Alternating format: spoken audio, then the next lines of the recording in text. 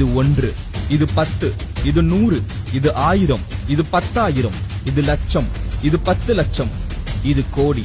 இதுவரைதான் உங்களுக்கு தெரியும். இனி வருகின்ற அடுத்தடுத்த ஒவ்வொன்றிற்குமே ஒவ்வொரு பெயரை வைத்திருக்கிறான் தமிழன்.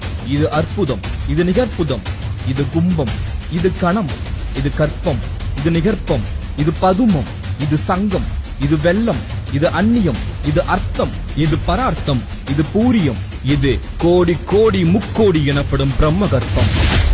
இவ்வாறு ஒவ்வொன்றிற்கும் ஒவ்வொரு பெயரை வைத்தவன் தமிழன்.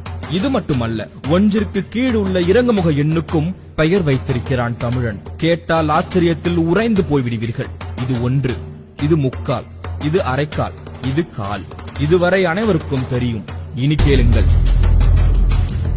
இது 4மா, இது 3 வீசம், இது 3மா, இது அரைக்கால், இது இருமா, இது மாகாணி, இது 1மா, இது முக்கால் வீசம், இது முக்காணி, இது அரை வீசம், இது அரைமா, இது கால் வீசம், இது காணி, இது அரைக்காணி முந்திரி, இது அரைக்காணி, இது முந்திரி, இது கீழ் முந்திரி, இது இம்மி, இது மும்மி, இது இன்று நானோ எனப்படும் அணு.